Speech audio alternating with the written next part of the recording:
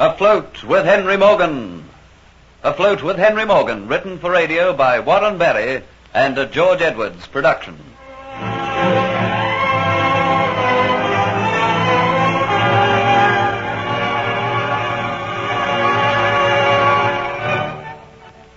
After Geoffrey Hunter gives Don Pietro misleading information about Henry Morgan, he and Kitty are taken to the slave markets, where they share the same cell as Antoinette de Lacy.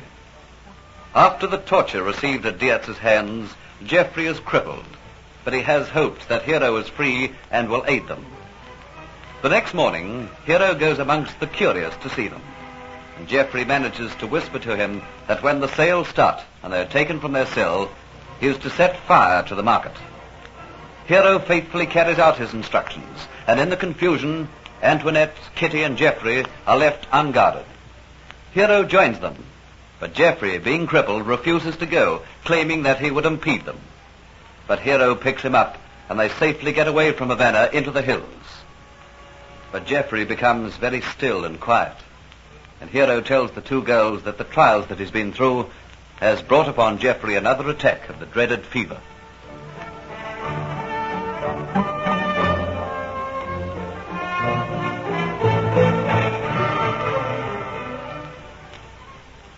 He's sure a mighty sick man.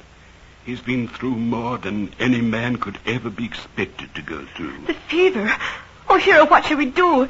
There's no one we can turn to for aid. We don't want no aid. I cured Master Geoffrey before. I reckon I can do it again.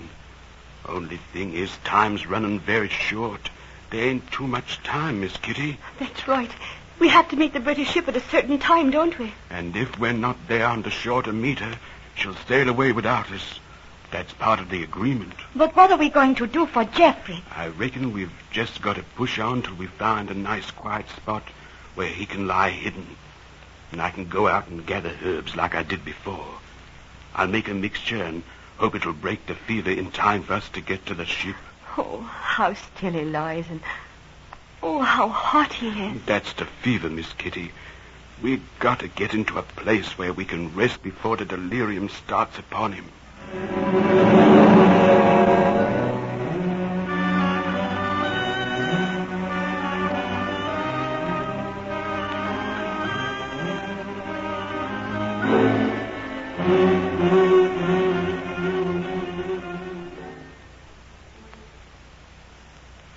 Surely this would be the ideal spot, Hero.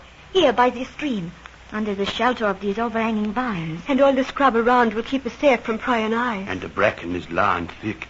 It'll make a bed to lie the poor master's body on. Let me help you, Hero. Lie him down. Oh, gently now. It's gentle. I've been carrying him all the way. Oh, I know. Hero, I'm sorry. I didn't mean to speak sharply to you. It's just that I'm so anxious. We have to see to his every comfort. I reckon that is about as comfortable as we can make him. Now I have to leave you. I have to go out into the bush and try and find those herbs. Oh, Lord, if I don't find them, we'll be in a fine pickle. Have no fear, Hero. I'll look after him. I want to nurse him until he's well again. I want to give him all the care that I can. Well, I go off knowing that he's in good hands. I'll be back just as soon as I can get the herbs. And you two, ladies, keep a good lookout. Although I reckon we're nicely hidden here. You can never tell who's prowling about. You can never tell. Oh, Lord, keep him safe. Oh, what have we done that this affliction should be set upon us? Is there to be no end to our trouble? And a fine one you ought to be worrying about yourself. What about poor Geoffrey? Look what he's been through. And to get the fever on top of it all. Don't you realize that it might kill him? I know. It's just that I feel so helpless. Well, tear a bit off your dress and dip it in the creek and bring it back so that I can bathe his poor hot head. Oh, yes. Of course I'll do that. Oh, Geoffrey, what have they done to you? Why did this have to happen to you? I keep feeling that it's all my fault. If I hadn't been jealous, all this might not have happened.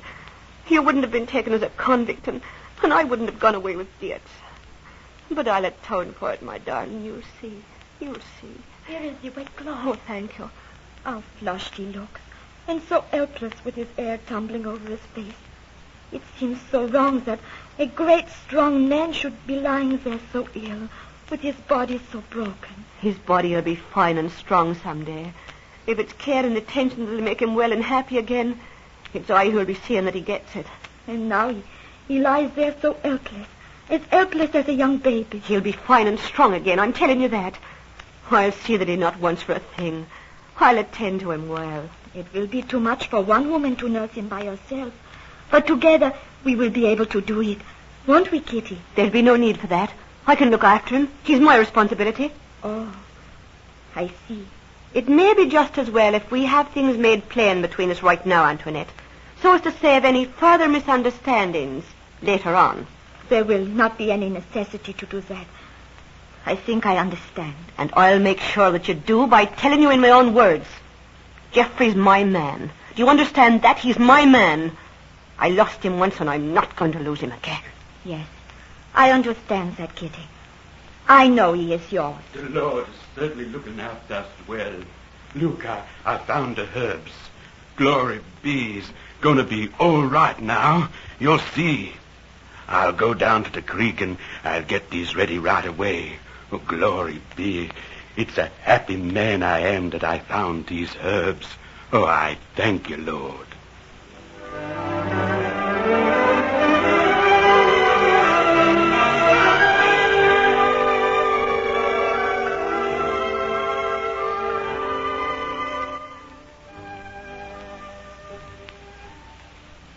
Diatz, what do you want here? I am very busy.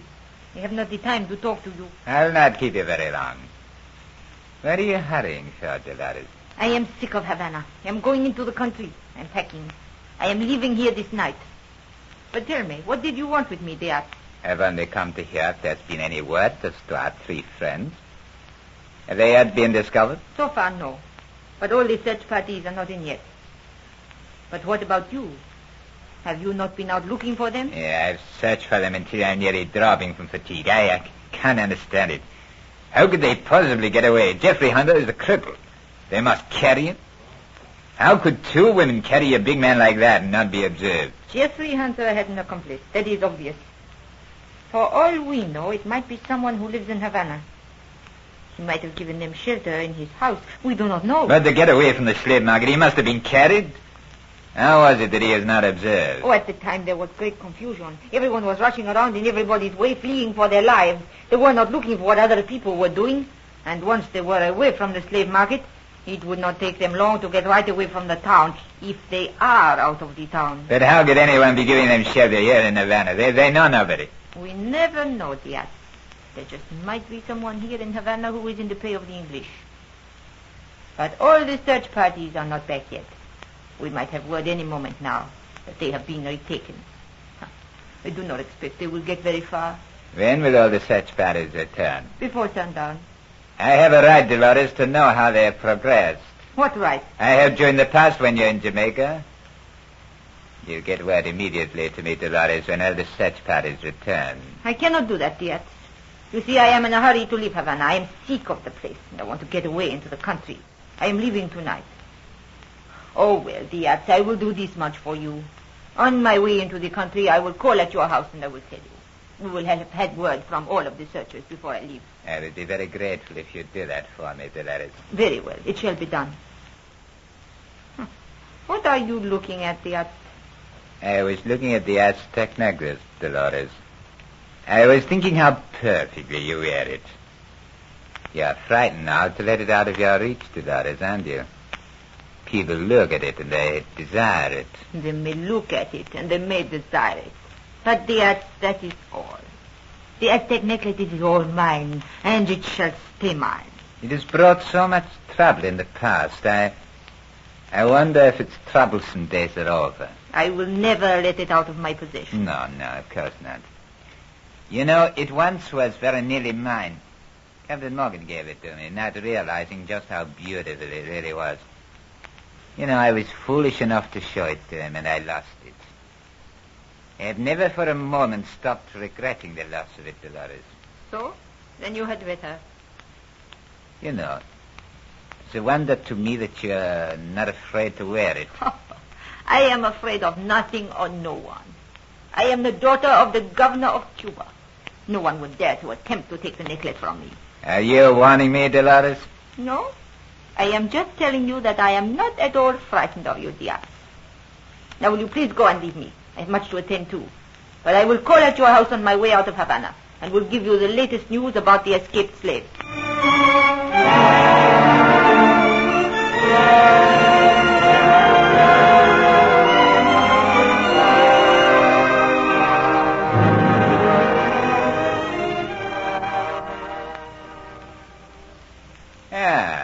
I heard your carriage draw up, Delores, so I came to open the door for you. There's no one else in the house. You come in. No. You have news? I cannot wait very long. I am driving myself into the country. I dislike being driven by coachmen. I like to have the control of the horses between my own two hands. But they are very high-spirited horses, and I cannot leave them alone for long. No, there is no news of the 3 who escaped. Most of the other slaves have been recaptured, but those 3 have not been taken. That is all the news I have for you, Diatz. Now I must go before my horses get restless. Why are you looking at me like that, Diatz? Delores, did you tell anyone that you are coming to give me this news tonight? No. Why should I? Then you have come here alone, Delores? And no one at all knows that you are here. You are driving into the country. You would not be missed for perhaps days, eh? And in that time, I will have left Cuba. I will be sailing on the fleet which is taking me to Spain. I will never come back here to Cuba. Why, what is all this? Diatz! When I leave, I am going to take the Aztec necklace with me, and it seems, Delores, that in taking it, I must first of all kill you.